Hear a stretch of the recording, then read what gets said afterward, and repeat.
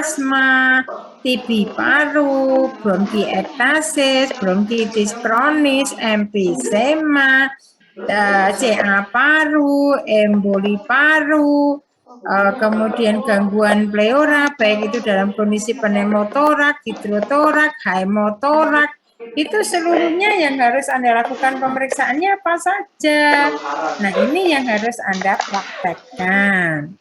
Nah, untuk pertama kali sebelum Anda ketemu sama pasiennya, maka tolong diperhatikan sasaran keselamatan pasien. Sasaran keselamatan pasien itu yang harus Anda perhatikan sebelum ketemu sama pasiennya adalah Anda harus mencegah infeksi nosokomia dengan melakukan mencuci tangan. Silakan Anda melakukan mencuci tangan yang betul.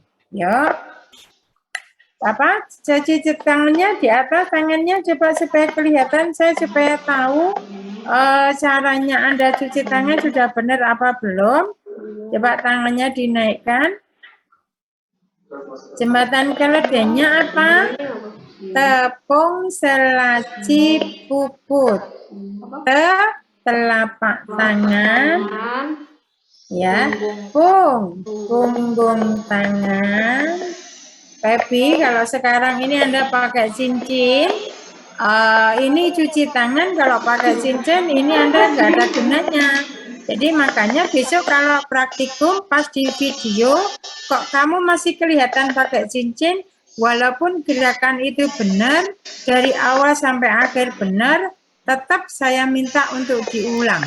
Karena Anda tidak memperhatikan sasaran keselamatan pasien. Tujuan mencuci tangan supaya tidak terjadi infeksi nosokomia. Apalagi sekarang ini masih dalam kondisi pandemi COVID-19. Artinya di dalam hal mencuci tangan itu harus diperhatikan hal-hal yang menyangkut terkait dengan keselamatan pasien. Jadi telapak tangan, punggung tangan, mana ini punggung tangan, ya. Tepung ya, sela jari, kemudian kunci kanan, kunci kiri, kemudian pansiro mana ini? No, Sofi, jangan begitu, kebalik tanganmu, Sofi. Halo, tanganmu jangan kebalik, Sofi. Nah, caranya mencuci tangan nggak boleh kebalik. Nah, putar. Ihwanul muslimin, kebalik tanganmu. Kebalik, tanganmu kebalik. Bukan begini, tapi begini, supaya nggak kena tangannya. Nah, putar. Terus terakhir ujung kukunya. Putar. Jadi kalau pakai hand rub tinggal diangin-anginkan. Tapi kalau pakai hand wash maka Anda harus cari lap tisu atau lap yang sekali pakai. Tidak digunakan untuk bersama-sama. Begitu. Yuk, sekarang lakukan sendiri. Lakukan. Ayo semuanya on kamera. Pansiro Ihwanul Muslimin, ayo. Coba sekarang cuci tangan. Saya nilai. Ya. Telapak tangan. Ya, telapak tangan. Lalu punggung tangan. Punggung tangannya mana? Punggung tangan. Nah, punggung tangannya. Sela-sela jari. Sela-sela jari. Ya, sela-sela jari. Bansiro salah. Sela-sela jarinya itu masih punggung. Ya, sela-sela jari dulu. Ya, cuma yang betul. Sela-sela jarinya. Sela-sela jari. Mana Bansiro? Teguh Aris. Ayo, sela-sela jarinya gimana? Ya. Terus selaci kunci. Kunci kanan, kunci kiri. Putar, baru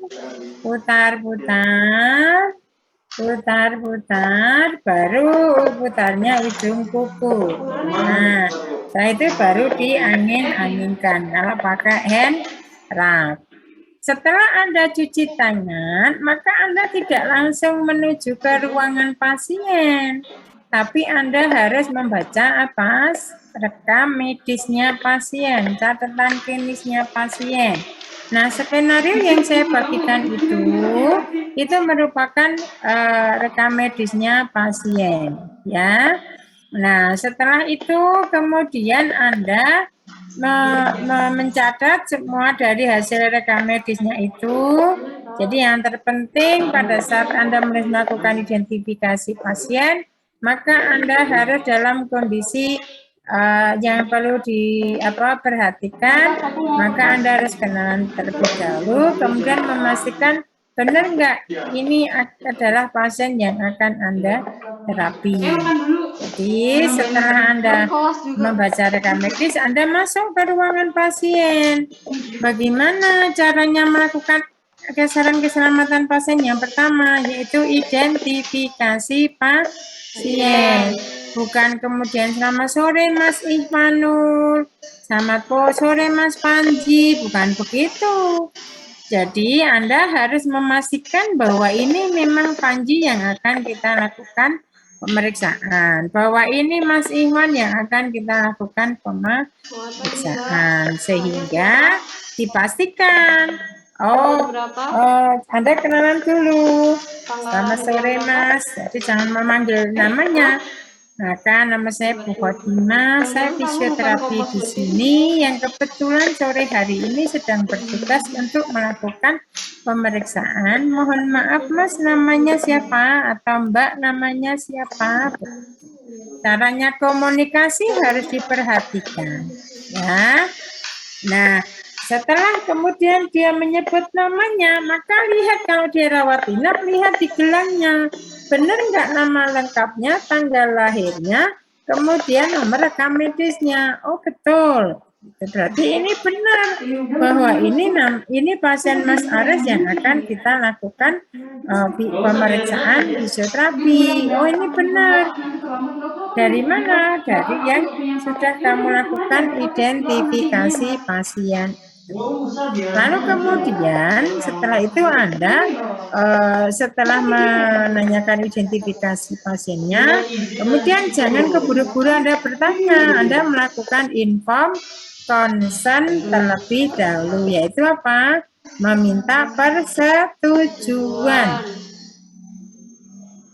Bagaimana caranya meminta persetujuan? Bahwa ini adalah misalnya pasiennya itu adalah Mas Syahrul. Karena tadi sudah identifikasi pasien, maka Anda harus dalam kondisi menyebut namanya terus supaya hal inilah yang nantinya membuat kepercayaan pasien kepada Anda lebih. Jadi misalnya sudah tahu tadi namanya Mas Syahrul. Mohon maaf sebelumnya pada sore hari ini, apakah Mas Syahrul sekarang berkenan saya lakukan pemeriksaan sekarang? Jadi harus ada kata-katanya sekarang. Ya, nah nanti kalau misalnya pasiennya bilang bersedia, kalau tadi untuk identifikasi pasien tadi kalau pasien di ICU, maka Anda hanya tinggal melihat gelangnya saja. Benar nggak ini namanya, nama lengkapnya, benar nggak usianya, benar nggak ini tanggal lahirnya, itu benar nggak? Nah itu harus disesuaikan pada saat identifikasi pasien. Tapi kalau pada saat sudah melakukan inform consent, maka Anda sudah ketemu sama pasiennya terlebih dahulu, ya, baru kemudian Anda melakukan inform consent. Setelah inform consent selesai, kemudian Anda melanjutkan dengan apa? Pemeriksaan subjektif. Anda sudah melihat video yang Ibu kirim? Sudah, Bu. Ya. Apa hasil asesmen subjektif dari video yang Ibu kirim yang harus Anda tanyakan? Ada berapa? Kemudian apa saja? Siapa yang bisa jawab? Ada 6. Ada berapa? Jadi Ada 6. Ada 6. Ada 6. Apa Mas Panji? 6 itu? Keluhan utama. Bagus. Kemudian ada nyeri tropis, Bu. Bagus, ya. Sip. Terus? Terus kemudian yang ketiga itu ada onset. Sip, betul. Ada onset. Terus yang keempat. Yang keempat etiologi. Ya, bagus. Penyebab atau etiologinya. Ya. Oke, terima kasih lagi.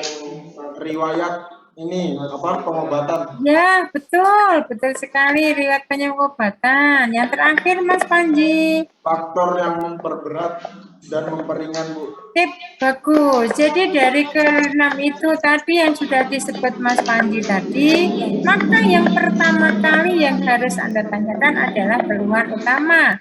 Sedangkan yang nomor 2, 3, 4, 5, 6 itu boleh dibolak-balik. Tapi Anda jangan selama ini menanyakan apa keluhan utamanya, Bu? Apa keluhan utamanya, Mas? Jangan seperti itu caranya bertanya.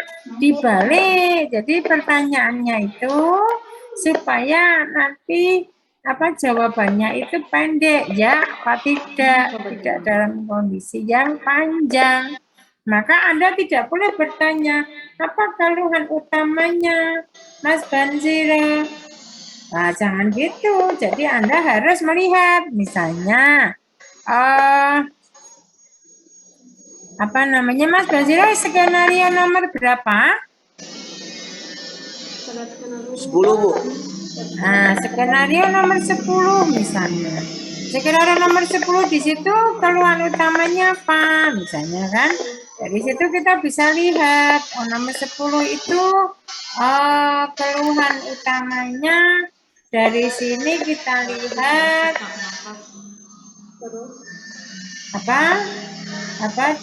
dengan kesadaran CM itu kemarin sudah saya sebutkan ya, kompos mentis, artinya kesadarannya penuh. Keluhannya apa di sini? Batuk dan sesak napas.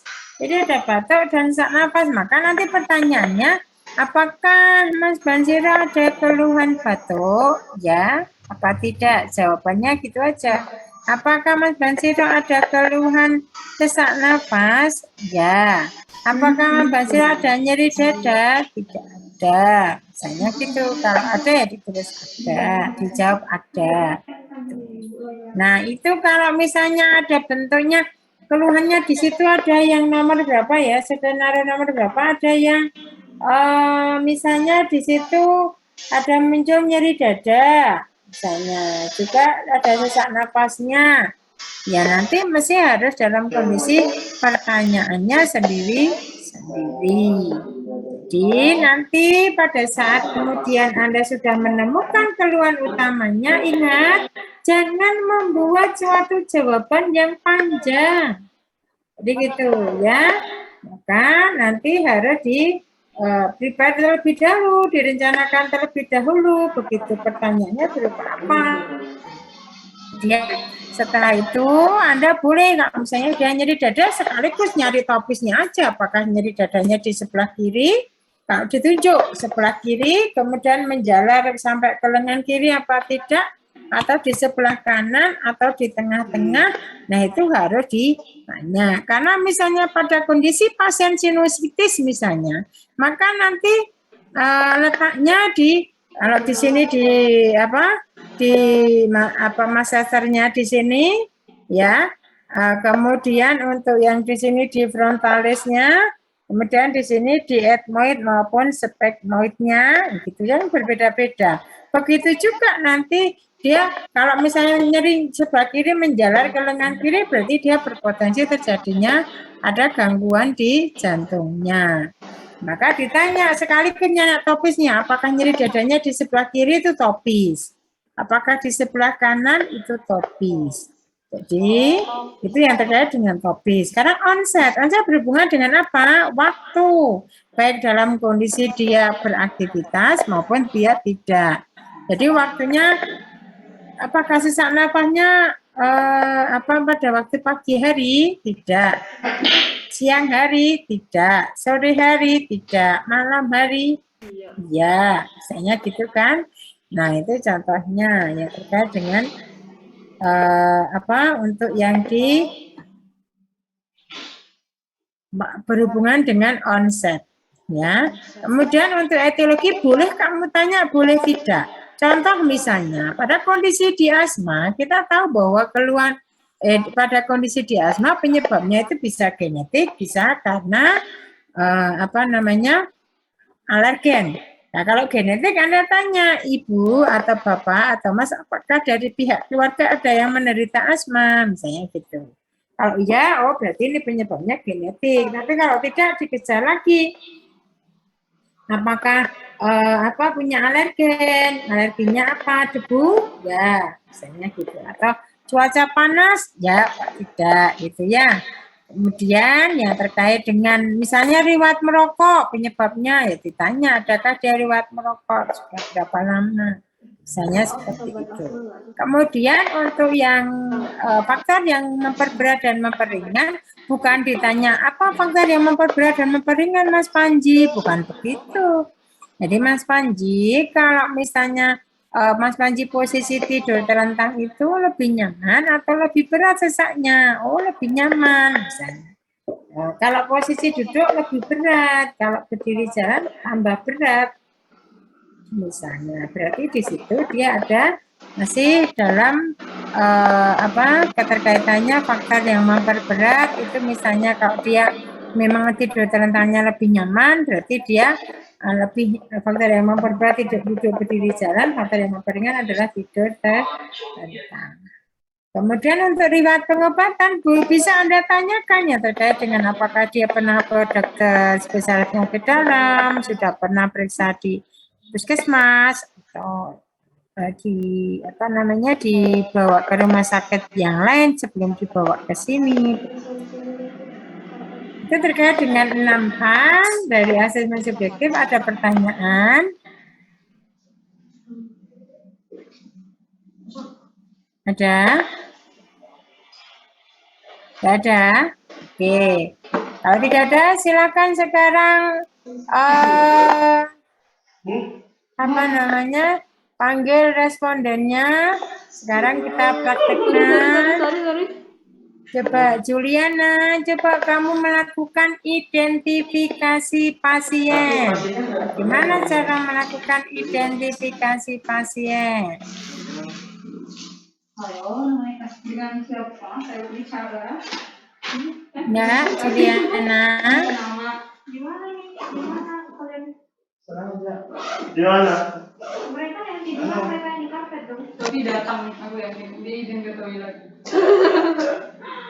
Kasihan. Usir. Nanti mereka ada sini atau di sana. Ayo Juliana. Iya, laptopnya ada sini kan itu bagian saya. Terus nanti laptopnya Ayo. di atas sini terus. Iya Bu. Identifikasi pasien. Sofi bilang izin kamar mandi. Gimana Bu? Punya Rizky dimatikan dulu. Punya Rizky Zoom-nya. Keluar dulu. Iya Kak. Aku hilang-hilangan aja. Nggak ada. Supaya nggak berdengung.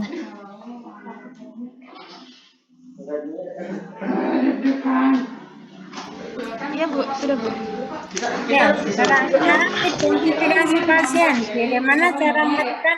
Anda kan sudah cuci tangan. Dan Anda sudah membaca skenario-nya itu. Berarti Anda sudah membaca tadi. Sekarang masuk ke ruangan pasien, melakukan identifikasi pasien. Bagaimana Juliana? Coba praktekkan.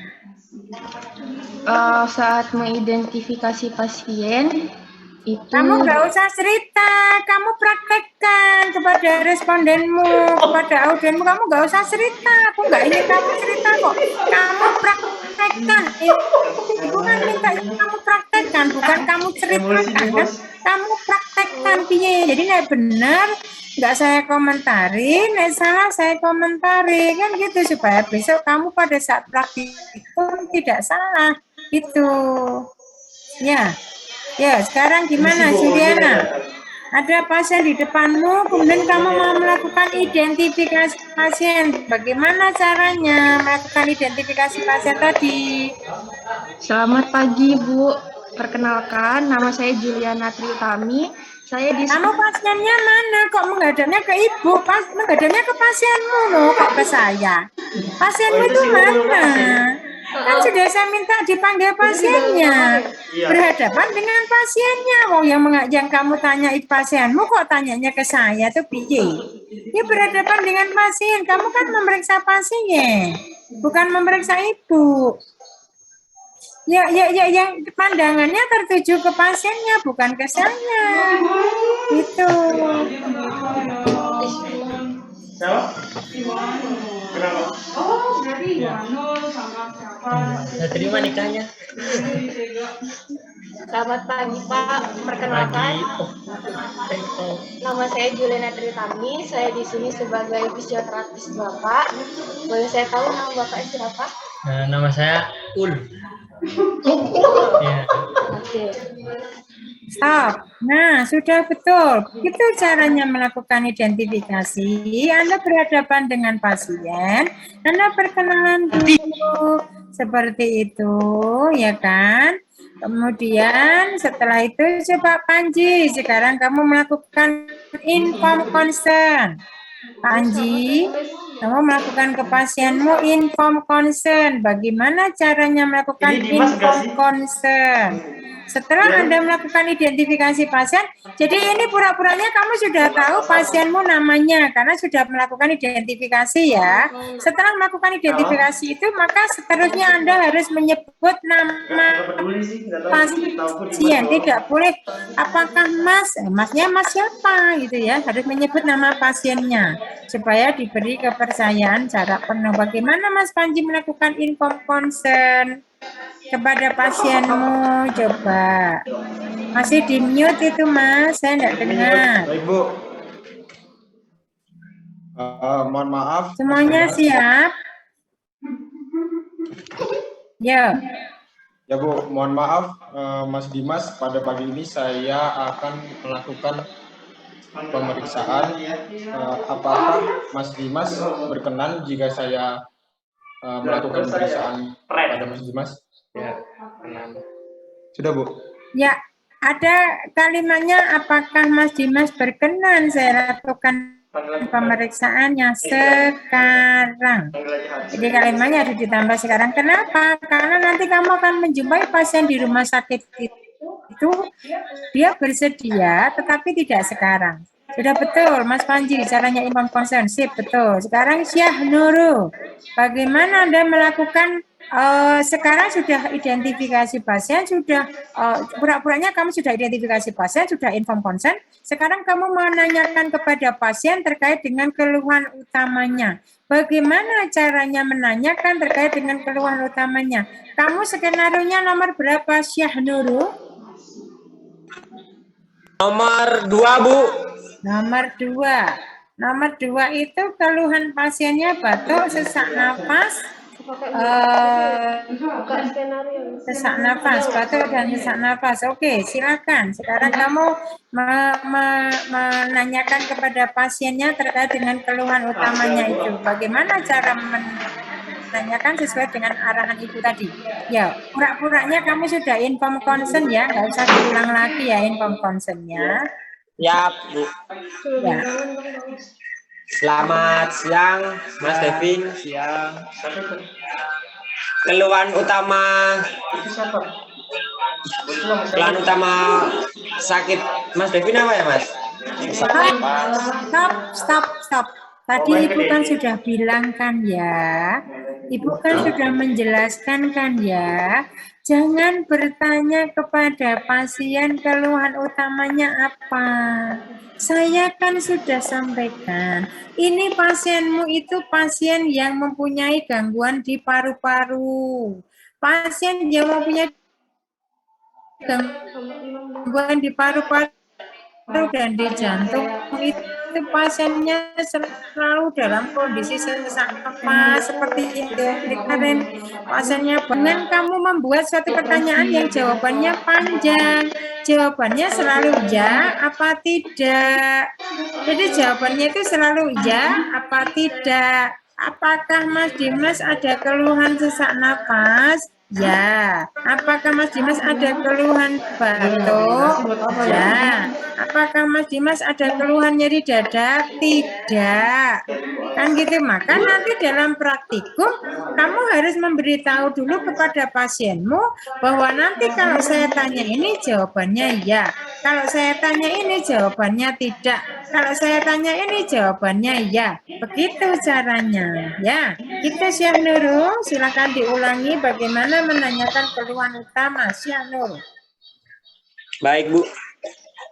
Apakah Bapak mempunyai keluhan utama pada batuk? Iya, Ada keluhan sesak napas? ada. Sama dan keluhan nyeri dada apakah ada, Pak? Ada. Ini main di Alban ini kayaknya. Sudah, Bu. Sip, dah, sip, betul. Baik, terima kasih Mas. Oke, seperti itu keluhan utamanya. Kemudian dilanjutkan, silakan Anda menanyakan terkait dengan topisnya. Ban Zero. Topis, bagaimana menanyakan topisnya? Kamu topis itu berhubungan dengan apa? Letak. Jadi apakah misalnya dia nyeri dada? Kamu Ban Zero skenario nomor berapa? Nomor 10, Bu. Nomor 10. 10. Ada sesak napas. Nah, ini ada sakit dada sebelah kiri. Nah, berarti sakit dada di sebelah kiri. Berarti bagaimana menanyakan topisnya terkait dengan sakit dada sebelah kiri itu? Coba. Nah, topisnya gimana, Ban Zero? Cepat kasih contoh. Apakah Ya. Bapak ada sakit di dada bagian kiri? Ada.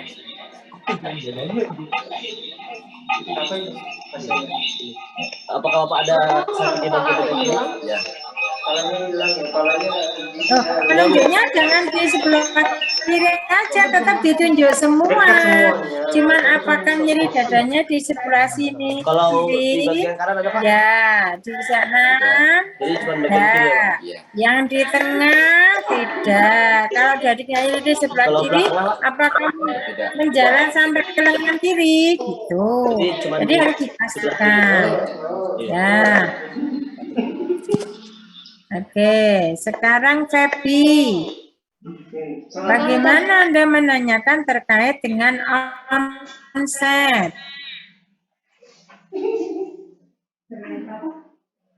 Konsep. Hubungannya waktu. Konsep ya. Jadi waktu Mas Ahmad. Mas Ahmad, apakah sesak napasnya terjadi di pagi hari, di siang hari, di sore hari, lalu untuk di malam hari? Baik, betul. Boleh Anda tambahkan nanti berhubungan dengan aktivitas juga bisa. Pertama-tama juga keluhan batuknya setelah berjalan juga bisa. Ya, baik, bagus, Febi. Itu terkait dengan onset. Jadi seperti itu nanti kamu menanyakan terkait dengan onsetnya. Sekarang riwayat pengobatan. Rizky, Rizky. Bagaimana untuk riwayat pengobatan, Rizky? Pertanyaannya bagaimana? Gabung satu laptop aja.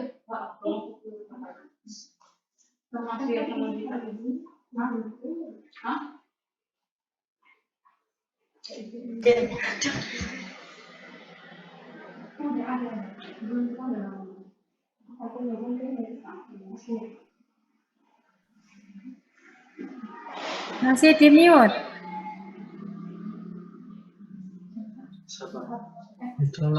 Pak, sebelum ini Bapak apa sudah pernah periksa ke dokter atau rumah sakit? Belum, Bu, langsung ke sini tadi. Satu-satu. Udah betul, tapi satu-satu ya Rizky. Apakah sebelumnya sudah periksa ke dokter spesialis penyakit dalam? Gitu.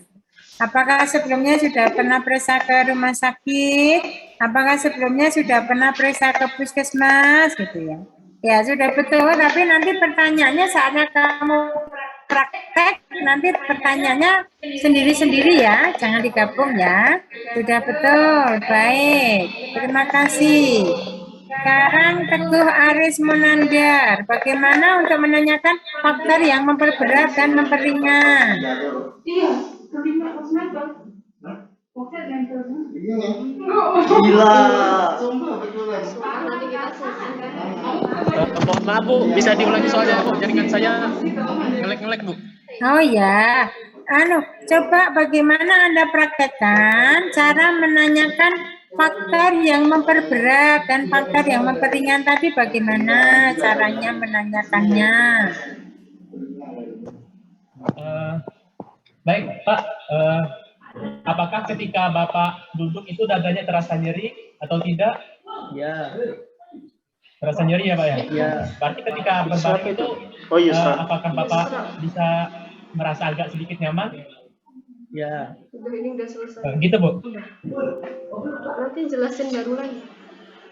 Ya, betul. Cuman nanti ditambahkan saatnya tadi duduk tadi ya, apakah saatnya duduk tambah nyeri atau tambah sesak?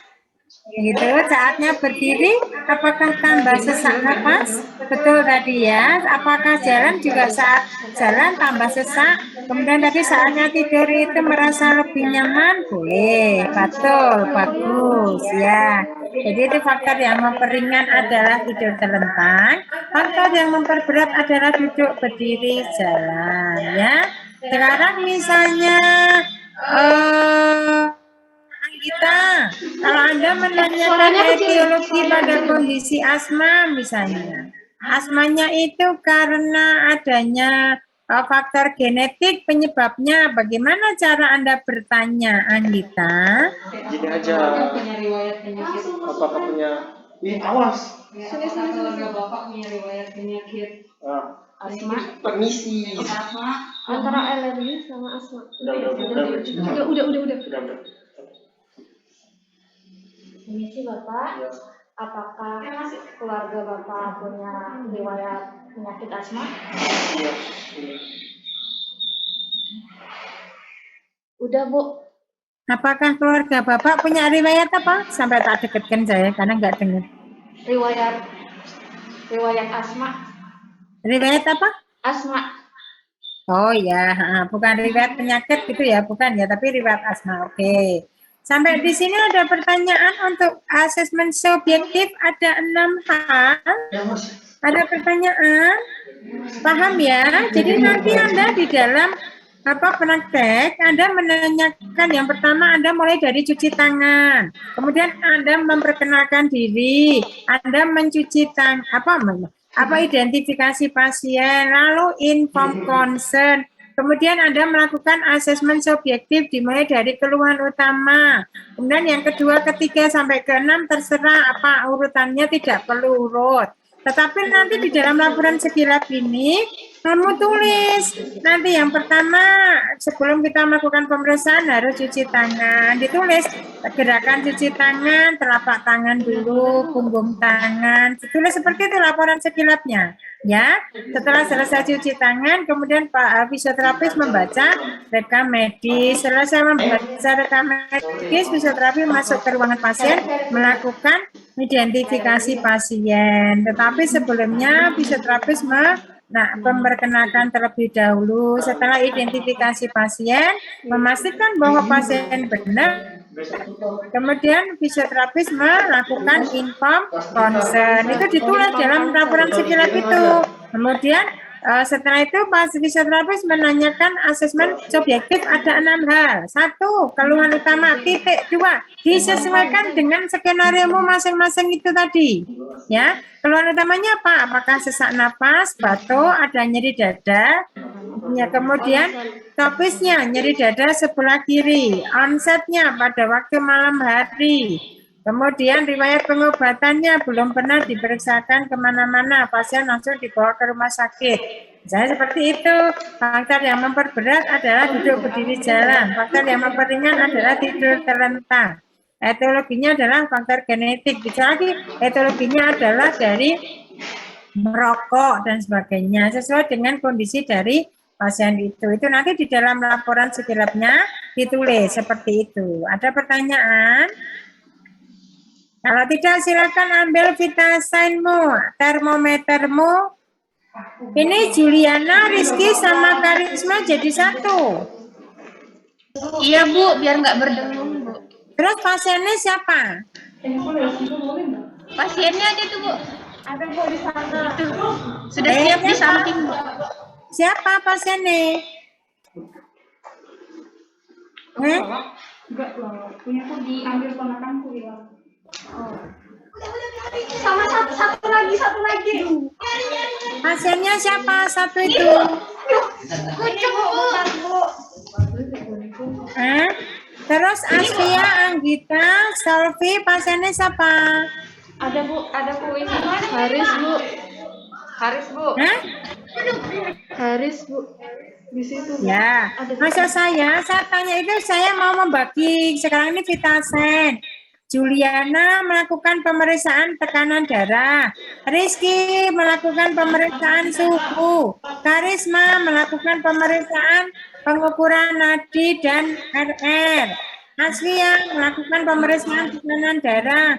Anggita melakukan pemeriksaan suhu. Sofi melakukan pemeriksaan nadi dan RR. Yang sendiri-sendiri melakukan semuanya dari tekanan darah, suhu, sama nadi sama RR. Tetapi besok saatnya praktikum tidak boleh dibagi, semuanya melakukan sendiri-sendiri ya. Tidak boleh dibagi walaupun pasiennya sama. Oke, silakan sekarang mansetnya dipasang sebelah kiri, termometernya dipasang sebelah kanan. Ayo, tadi yang berjatah jadwalnya memasang termometer siapa, memasang tensimeter siapa.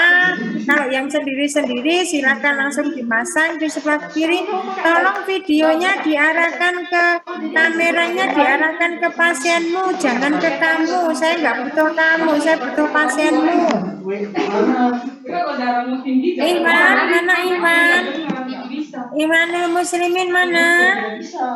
Bansiro mana? Ayo praktek. Ayo praktek. Mana pasienmu? Pasienmu mana? Imanul, Bansiro, ayo pasiennya mana? Dipasang, kayak Teguh Aris itu sudah masang tuh termometernya. Panji sudah memasang. Pastikan caranya memasang. Perhatikan nanti untuk di atas wasakubiti, 2,5 di atas wasakubiti, dan masangnya kenceng. Coba, terus lengannya rileks, Syahruru. Kakimu jangan kelihatan, yang dilihatkan lengannya pasien. Ibu bisa melihat lengannya pasien. Nah, jangan kakimu yang dilihatkan. Dilihatkan lengannya pasien, semuanya rileks. Dari bahu sampai jari-jari terlihat. Dari bahu sampai jari-jari terlihat. Pasiennya dari bahu sampai jari-jari pasien terlihat. Aslia, tekanan darahnya diletakkan di sebelah kiri, suhunya diletakkan di sebelah kanan.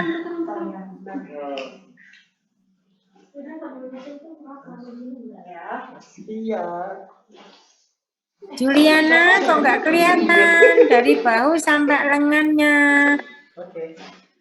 Jangan diputus. Teguh Aris.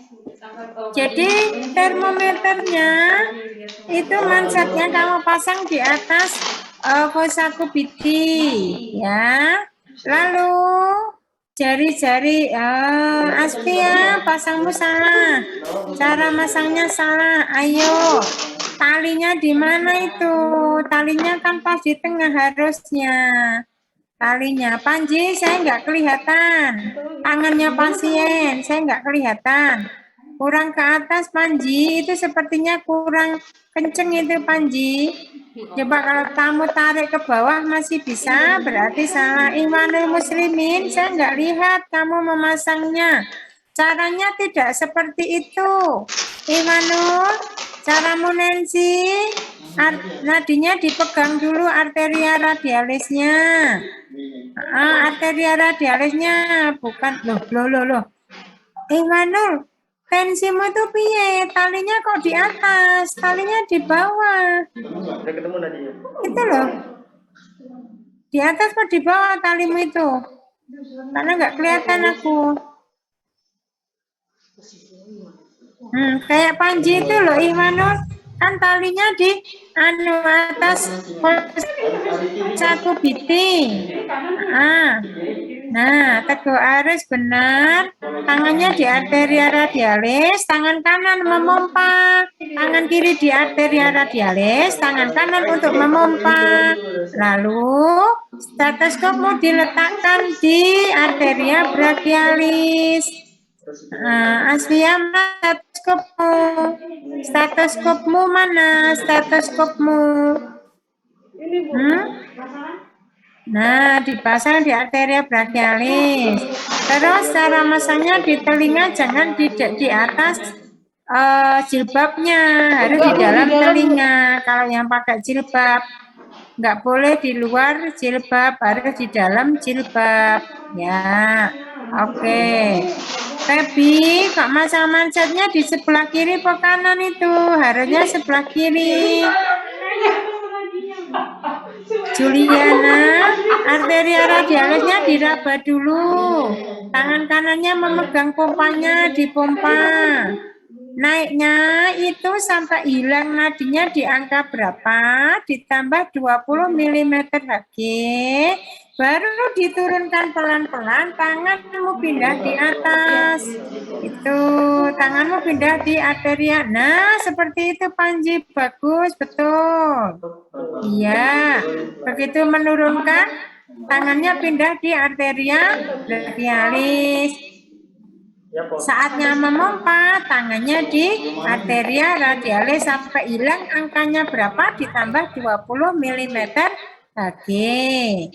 Ya, Asvia, lengan pasiennya lemes aja ya, jangan digantung gitu Asvia, lemes aja, ditaruh di, nah lemes, jangan ditegangkan itu, lemes aja, ya. Jadi lemes aja. Oke, sudah ketemu. Itu Banjiro kok masih lengan kanan ya yang dipasang ya, termometer stetoskopnya mansetnya kan harusnya tensinya di lengan kiri. Itu kamu lengan kanan atau lengan kiri Banjiro? Lengan kanan, Bu.